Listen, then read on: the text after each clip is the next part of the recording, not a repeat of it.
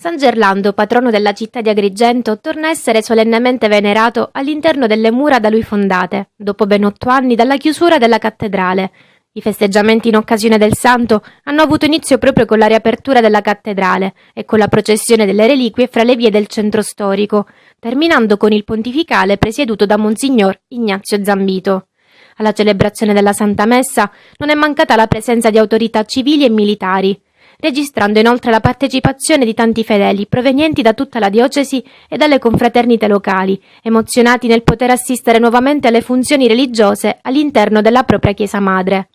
La celebrazione si è conclusa con il classico rito di accensione della lampada che arderà durante l'anno dinanzi la reliquia del santo, per mano del sindaco di Sant'Elisabetta Domenico Gueli, con l'olio offerto dalla sua comunità. Poi ancora con l'omaggio floreale del sindaco Calogero Firetto e la preghiera del vigile urbano da parte del corpo della Polizia Municipale di Agrigento.